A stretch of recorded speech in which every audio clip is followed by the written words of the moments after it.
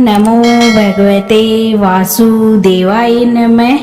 मैं सीता प्रजापत आज लेके आई हूँ सत्यनारायण व्रत कथा, जो इस प्रकार है। सामग्री: केले के खंबे, पंच पल्लव, कलश, पंचरल, चावल, कपूर, पुष्पों की माला, श्रीफल, अंग वस्त्र और ऋतुफल, नवेद, कलावा, आम के पत्ते, यज्ञवती वस्त्र, गुलाब के फूल, दीप, तुलसी दल, पान, पंचामृत, दूध, दही, धरत, शहद, शक्कर, केसर और बंदावर चौकी। ये तो हो गई सामग्री। अब पूजा विधि किस प्रकार है वो सुन लो। व्रत करने वाला पूर्णिमा व संक्रांति के दिन अथवा सायंकाल को स्नान आदि से निवृत्त होकर पूजा स्थान में आसन पर बैठकर श्रद्धा पूर्वक श्री गणेश, गौरी, वरुण, विष्णु आदि सब देवताओं का ध्यान करके पूजन करें। संकल्प करें कि मैं श्री सत्यनारायण स्वामी का पूजन तथा कथा श्रवण सदैव करूंगा। पुष्प हाथ में लेकर नारायण का ध्यान करें। यज्ञवती पुष्प, धूप, नैवेद्य आदि से युक्त होकर स्तुति करें। हे भगवान, मैंने श्रद्धा पूर्वक फल, जल आदि सब सामग्री आपको अर्पण की है, इसे स्वीकार कीजिए। मेरा बारंबार आपको नमस्कार है। इसके बाद श्री सत्यनारायण जी की कथा पढ़नी चाहिए। श्री सत्यनारायण व्रत कथा, पहला अध्याय। एक समय नैमिषारण्य तीर्थ में सेना के 88,000 ऋषियों ने श्री सूर्य से पूछा, हे प्रभु, इस कलयुग में वेद विदा रहित मनुष्यों को प्रभु भक्ति किस प्रकार मिलेगी तथा उनका उद्धार कैसे होगा? इसलिए हे मुनि, कोई ऐसा तप कहिए जिससे थोड़े समय में पुण्य प्राप्त होवे तथा मनवांछित फल मिले। वह कथा सुनने की हमारी इच्छा है। सर्वशास्त्र ज्ञाता श्री सूर्य बोले, वैष्णव में पूजे, आप सब ने प्राणियों के हित की बात पूछी है। अब मैं उस श्रेष्ठ व्रत को आप लोगों से कहूंगा, जिस व्रत को नारद जी ने लक्ष्मी नारायण से पूछा था और लक्ष्मीपति ने मुनि श्रेष्ठ नारद से कहा था, सो ध्यान से सुनो। एक समय योगी राज नारद जी दूसरों के हित की इच्छा से अनेक लोकों में घूमते हुए मृत्यु लोक में आ पहुँचे। यहाँ अनेक योनियों में जन्मे हुए प्राय सभी मनुष्यों को अपने कर्मों के द्वारा अनेक दुखों से पीड़ित देखकर सोचा, किस यत्न के करने से निश्चय ही प्राणियों के दुखों का नाश हो सकेगा। ऐसा मन में सोचकर विष्णु लोक को गए। वहां श्वेत वर्ण और 4 भुजाओं वाले देवों के इस नारायण को देखकर, जिनके हाथ में शंख, चक्र, गदा और पद्म थे तथा वरमाला पहने हुए थे, स्तुति करने लगे, हे भगवान, आपका अंत शक्ति से संपन्न है। मन तथा वाणी भी आपको नहीं पा सकती। आपका आदि मध्य अंत नहीं है। निर्गुण स्वरूप सृष्टि के आदिभूत व भक्तों के दुखों को नष्ट करने वाले हो, आपको नमस्कार है। नारद जी से इस प्रकार की स्तुति सुनकर विष्णु भगवान बोले, हे मुनि श्रेष्ठ, आपके मन में क्या है? आपका किस काम के लिए आगमन हुआ है? निसंकोच कहो। तब नारद मुनि बोले, मर्त्य लोक में सब मनुष्यों जो अनेक योनियों में पैदा हुए हैं, अपने अपने कर्मों के द्वारा अनेक प्रकार से दुखियों के दुखों को हरने के हे नाथ, मुझ पर दया रखते हो तो बतलाओ के उन मनुष्यों के सब दुख थोड़े से ही प्रियतम से कैसे दूर हो सकते हैं? श्री भगवान जी बोले, हे नारद, मनुष्यों की भलाई के लिए तुमने बहुत ही अच्छी बात पूछी है। जिस काम के करने से मनुष्य मोह से छूट जाता है, वह मैं कहता हूँ, सुनो। बहुत पुण्य देने वाला स्वर्ग तथा मृत्यु लोक में दोनों में एक उत्तम दुर्लभ व्रत है। आज मैं प्रेम वश होकर तुमसे कहता हूँ, श्री सत्यनारायण का यह व्रत अच्छी तरह विधि पूर्वक करके मनुष्य आर्य पर्यंत यहाँ सुख भोग कर मरने पर मोक्ष को प्राप्त होता है। श्री भगवान जी के वचन सुनकर नारद मुनि बोले कि उस व्रत का फल क्या है, क्या विधान है और किस दिन यह व्रत किया जाता है और विस्तार से कहिए। भगवान बोले, दुख शोक आदि को दूर करने वाला, धन धान्य को बढ़ाने वाला, सौभाग्य तथा संतान को देने वाला यह व्रत से स्थानों पर विजयी कराने वाला है। भक्ति और श्रद्धा के साथ किसी भी दिन मनुष्य श्री सत्यनारायण की प्रातः काल के समय ब्राह्मणों और बंधुओं के साथ धर्मपरायण होकर पूजा करे। भक्ति भाव से नैवेद्य केले का फल, घी, दूध और गेहूं का चूर्ण सवाया लेवे। गेहूं के अभाव में साटी का चूर्ण, शक्कर तथा गुड़ ले और सब भक्षण योग्य पदार्थ जमा करा के भगवान को अर्पण कर देवे तथा बंधुओं सहित ब्राह्मणों को भोजन करावे। पश्चात स्वयं भोजन करे, नृत्य गीत आदि का आचरण करे। श्री सत्यनारायण भगवान का स्मरण करते हुए मनुष्य सब प्रकार से दुखों से मुक्त हो जाता है। उस समय व्यतीत रहने इस तरह व्रत करने पर मनुष्य की इच्छा निश्चय ही पूरी होती है। विशेषकर कली काल में भूमि पर यही मोक्ष का एक सरल उपाय है। दूसरा अध्याय। सूजी बोले, हे ऋषियों, जिसने पहले समय में इस व्रत को किया है उसका इतिहास कहता हूँ, ध्यान से सुनो। सुंदर काशीपुरी नगरी में एक अत्यंत निर्धन ब्राह्मण रहता था। वह भूख और प्यास से बेचैन हुआ नित्य पृथ्वी पर घूमता था। ब्राह्मणों से प्रेम करने वाला भगवान ने ब्राह्मण को दुखी देखकर बूढ़े ब्राह्मण का रूप धर उसके पास जा आदर के साथ पूछा, हे विप्र, नित्य दुखी हुआ पृथ्वी पर क्यों घूमता है? हे श्रेष्ठ ब्राह्मण, यह सब मुझसे कहो, मैं सुनना चाहता हूँ। ब्राह्मण बोला, मैं निर्धन ब्राह्मण हूँ, भिक्षा के लिए पृथ्वी पर फिरता हूँ। हे भगवान, यदि आप इसका उपाय जानते हो तो कृपया करके कहो। वृद्ध ब्राह्मण बोला कि मैं श्री सत्यनारायण भगवान मनवांछित फल देने वाले हैं, इसीलिए हे ब्राह्मण, तू उनका पूजन कर, जिसके करने से मनुष्य सब दुखों से मुक्त हो जाता है। ब्राह्मण को व्रत का सारा विधान बतलाकर बूढ़े ब्राह्मण का रूप धारण करने वाला श्री सत्यनारायण भगवान अंतर ध्यान हो गए। जिस व्रत को वृद्ध ब्राह्मण ने बतलाया है, मैं उसको करूंगा, यह निश्चय करने पर उससे रात में नींद भी नहीं आई और वह सवेरे ही उठकर श्री सत्यनारायण के व्रत का निश्चय कर भिक्षा के लिए चला। उसको भिक्षा में बहुत सा धन मिला, जिससे बंधु बांधुओं के साथ उसने श्री सत्यनारायण का व्रत किया। उसके करने से वह ब्राह्मण सब दुखों से छूटकर अनेक प्रकार की संपत्तियों से युक्त हुआ। उस समय से वह ब्राह्मण हर मास व्रत करने लगा। इस तरह श्री सत्यनारायण भगवान के व्रत को जो करेगा वह मनुष्य सब दुखों से छूट जाएगा। इसी तरह नारद जी से लक्ष्मी नारायण का कहा हुआ यह व्रत मैंने तुमसे कहा है। हे विप्र, मैं अब और क्या कहूँ? ऋषि बोले, हे मुनिवेश्वर, संसार में इस ब्राह्मण से सुनकर किस किस ने इस व्रत को किया है, हम ये सब सुनना चाहते हैं। इसके लिए हमारे मन में श्रद्धा है। सूजी बोले, हे मुनियों, जिस जिसने इस व्रत को किया है वह सब सुनो। एक समय एक ब्राह्मण धन और ऐश्वर्य के अनुसार बंधु बांधों के साथ व्रत करने को तैयार हुआ।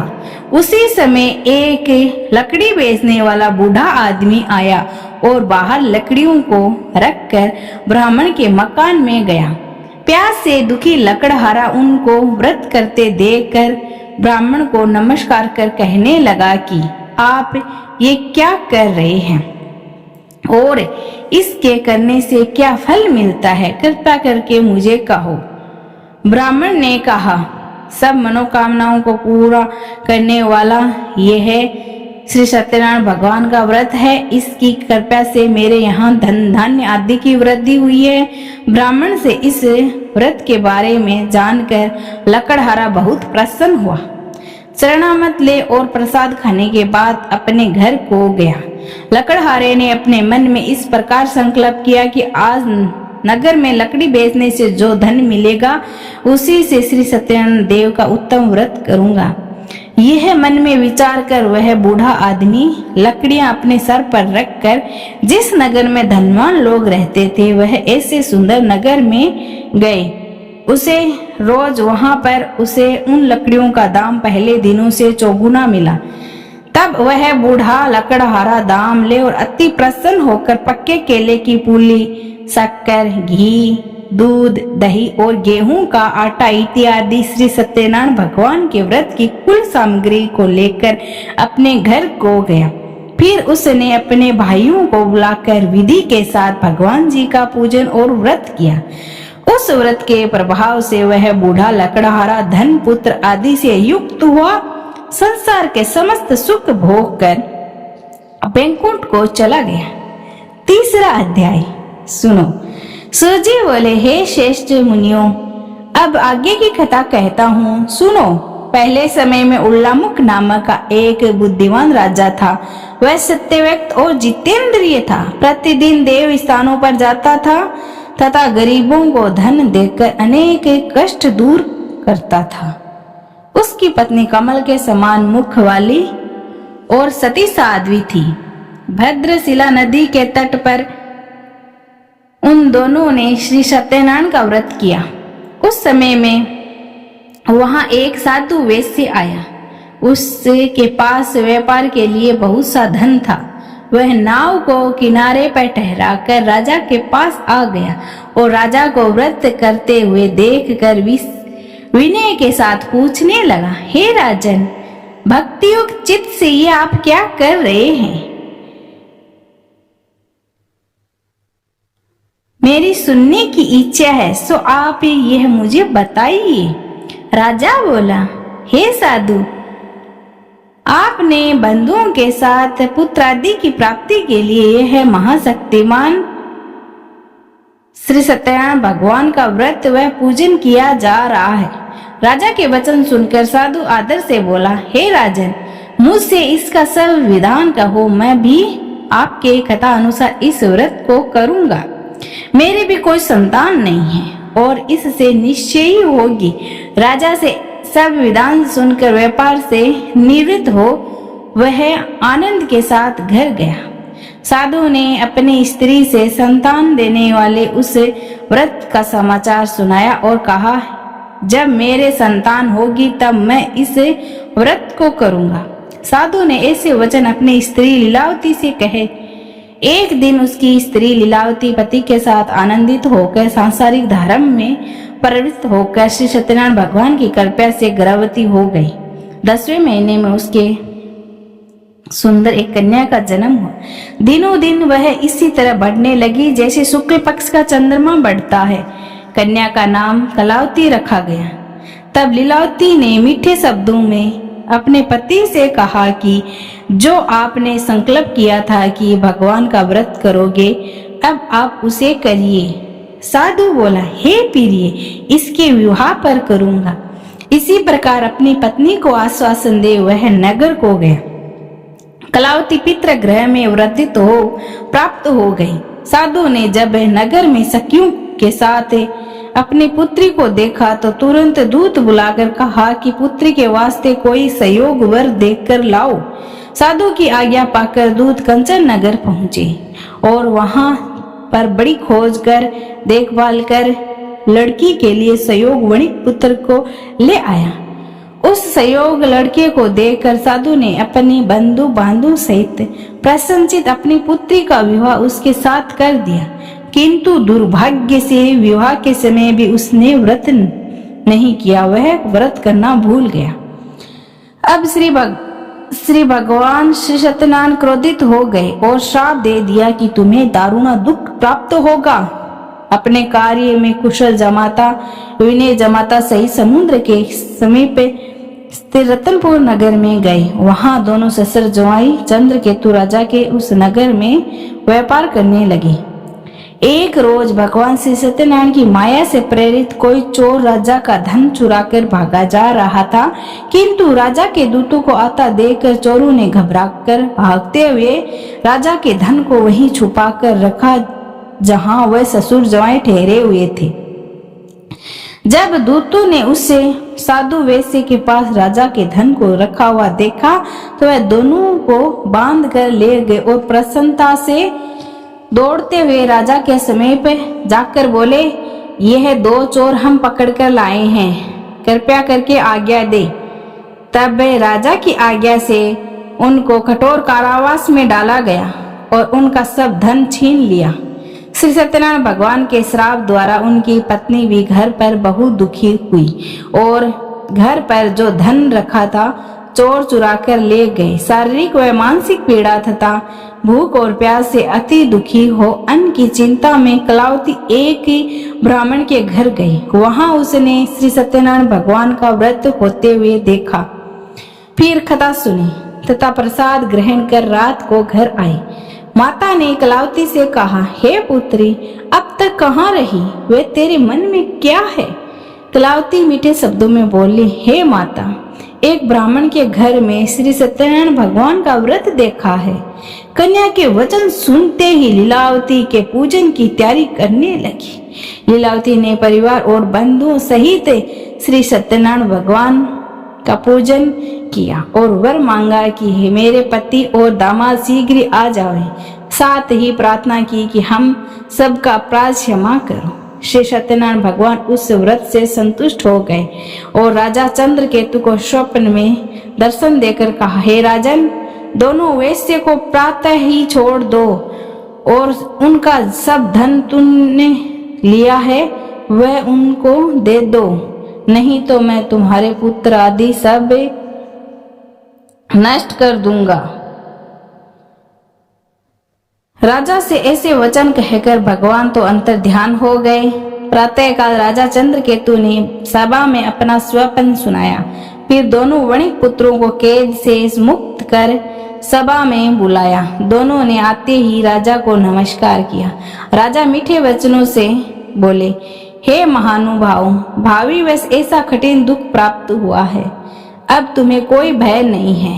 ऐसा कहकर राजा ने उनको नए नए वस्त्र आभूषण पहनाए तथा उनका जितना धन लिया था उससे दुगना धन देकर आदर सहित विदा किया। दोनों वैसे अपने घर को चल गए। चौथा अध्याय। सूजी बोले, वेश्यों में मंगलाचार करके यात्रा आरंभ की और अपने नगर को चला। अनेक उनके थोड़ी दूर निकलने पर दंडी वेशधारी श्री सत्यनारायण ने उनसे पूछा, हे साधु, तेरी नाम में क्या है? अभिमानी वणिक हंसता हुआ बोला, हे दंडी, आप क्यों पूछते हो? क्या धन लेने की इच्छा है? मेरे नाव में तो बेल और पत्ते भरे हैं। वैश्य का कठोर वचन सुनकर भगवान ने कहा, तुम्हारा वचन सत्य हो। दंडी ऐसा कहकर वहां से कुछ दूर चला गया और कुछ दूर जाकर समुद्र के किनारे पर बैठ गया। दंडी के जाने पर वैश्य ने नित्य क्रिया करने के बाद नाव को ऊंची उठी देखकर अचंबा किया और नाव में बेल और पत्ते आदि देखकर मूर्छित हो जमीन पर गिर पड़ा। फिर मूर्छा खुलने पर अत्यंत शोक प्रकट करने लगा। तब उनका दामाद बोला कि आप शोक न करें, यह दंडी का श्राप है, अतः उनकी शरण में चलना चाहिए, तभी हमारी मनोकामना पूर्ण होगी। दामाद के वचन सुनकर साधु वणिक दंडी के पास पहुंचा और अत्यंत भक्ति भाव से नमस्कार करके बोला, हे भगवान, आपकी माया से मोहित ब्रह्मा आदि भी आपके रूप को नहीं जान सकते, तब मैं अज्ञानी कैसे जान सकता हूँ? आप प्रसन्न होइए, मैं सामर्थ्य के अनुसार आपकी पूजा करूंगा। मेरी रक्षा करो और पहले के समान नौका में धन भर दो। उसके भक्ति युक्त वचन सुनकर भगवान प्रसन्न हो उसकी इच्छा अनुसार वर देखकर अंतर ध्यान हो गए। तब उन्होंने नाव पर आकर देखा कि नाव धन से परिपूर्ण है। फिर वह भगवान सत्यनारायण का पूजन कर साथियों सहित अपने नगर को चला। जब अपने नगर के निकट पहुंचा तब दूत को घर भेजा।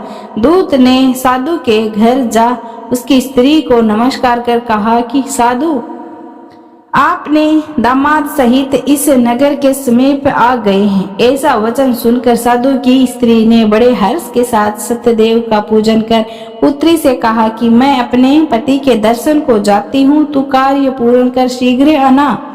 माता के ऐसे वचन सुनकर कलावती प्रसाद छोड़कर पति के पास आ गई। प्रसाद की अवज्ञा के कारण सत्यदेव ने रुष्ट हो गए। उसके पति को नाव सहित पानी में डुबो दिया।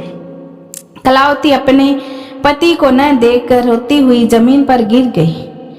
इसी तरह नौका को डूबा हुआ और कन्या को रोता हुआ देखकर साधु दुखी होकर बोला, हे प्रभु, मुझसे या मेरे परिवार से जो भूल हुई है उसे क्षमा करो। उसके दीन वचन सुनकर सत्यदेव प्रसन्न हो गए और आकाशवाणी हुई, हे साधु, तेरी कन्या मेरे प्रसाद को छोड़कर आई है, इसीलिए इसका पति अदृश्य हुआ है। यदि वह घर जाकर प्रसाद खाकर लौटे तो इसे पति अवश्य ही मिलेगा। ऐसी आकाशवाणी सुनकर कलावती ने घर पहुंचकर प्रसाद खाया, फिर आकर पति के दर्शन किए। पश्चात साधु ने बंधु बांधु सहित सत्यदेव का विधि पूर्वक पूजन किया। उस दिन से वह प्रत्येक पूर्णिमा को श्री सत्यनारायण भगवान का पूजन एवं कथा करने लगा। फिर इस लोक को सुख भोग कर अंत में स्वर्ग लोक को गया। 5वां अध्याय। सूजी बोले, हे ऋषियों, मैं और भी कथा कहता हूँ, सुनो।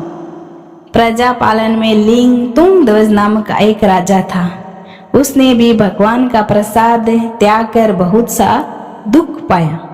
एक समय वन में जाकर वन्य पशुओं को मारकर बड़ के नीचे आया। वहां उसने ग्वालों को भक्ति भाव से बंधु सहित सत्यनारायण का पूजन करते देखा। राजा देखकर भी अभिमान वश वहां नहीं गया और न ही प्रणाम किया। जब ग्वालों ने भगवान का प्रसाद उसके सामने रखा तो वह प्रसाद को त्याग कर अपनी सुंदर नगरी को चला गया। वहां उसने अपना सब कुछ नष्ट पाया तो वह जान गया कि ये श्री सब सत्यनारायण भगवान की ही माया से हुआ है। वह विश्वास कर ग्वालों के समीप गया और विधि पूर्वक पूजन कर प्रसाद खाया तो सत्यदेव की कृपा से जैसे पहले था वैसा ही हो गया। फिर दीर्घ काल तक सुख भोग कर मरने पर स्वर्ग लोक को गया। जो मनुष्य इस परम दुर्लभ व्रत को करेगा, भगवान की कृपा से उसे धन धान्य की प्राप्ति होती है तथा सब मनोरथ पूर्ण होकर अंत में वैकुंठ धाम को जाते हैं। जिन्होंने पहले इस व्रत को किया है, अब उनके दूसरे जन्म की कथा कहता हूँ, सुनो। वृद्ध सतानंद ब्राह्मण ने सुदामा का जन्म लेकर मोक्ष को पाया। उल्लामुख नामक का राजा दशरथ होकर वैकुंठ को प्राप्त हुआ। साधु नामक वैश्य ने मोर ध्वज बनकर अपने पुत्र को आरे से चीर कर मोक्ष को प्राप्त किया। महाराज तुंगध्वज ने स्वयंभू होकर भगवान के भक्तियुक्त कर्म करके मोक्ष को प्राप्त किया। इति श्री सत्यनारायण भगवान व्रत कथा संपूर्ण। बोलो श्री सत्यनारायण भगवान की जय। श्री सत्यनारायण जी की आरती।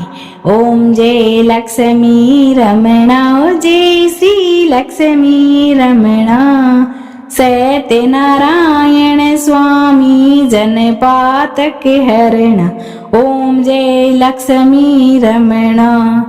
रतन जड़ित सिंहासन अद्भुत छवि राजे। नारद करत निरंजन घंटा ध्वनि बाजे। ओम जय लक्ष्मी रमणा। प्रगट भये कलिकारक द्विज को दरस दियो। बूढ़ो ब्राह्मण बन कर कहंचन महल कियो, ओम जय लक्ष्मी रमणा। दुर्बल भील कटारो, इन पर कृपा करी। चंद्रचूड़ एक राजा, जिनकी विपत्ति हरी। जय लक्ष्मी रमणा। वेश मनोरथ पायो, श्रद्धा तेज दिनी। सो फल भोग्यो, प्रभु जी फिर स्तुति कीनी। जय लक्ष्मी रमणा। भाव भक्ति के कारण, छिन छिन रूप धरियो। श्रद्धा धारण कीनो, तिनको काज सरियो। जय लक्ष्मी रमणा। ग्वाल बाल संग राजा, वन में भगति करी। मन वांछित फल दीनो, दीन दयाल हरि। जय लक्ष्मी रमणा। चढ़त प्रसाद सेवायो, कदली फल मेवा। धूप दीप तुलसी से, राजी श्री सत्यदेवा। जय लक्ष्मी रमणा। श्री सत्यनारायण जी की आरती, जो कोई नर गावे। कहत शिवानंद स्वामी, सुख संपत्ति पावे। जय लक्ष्मी रमणा। बोलिए श्री सत्यनारायण भगवान की जय हो। अगर आपको ये कथा और आरती पसंद आया हो तो लाइक शेयर जरूर करना। कमेंट बॉक्स में ओम नमो भगवते वासुदेवाय नमः जरूर लिखना।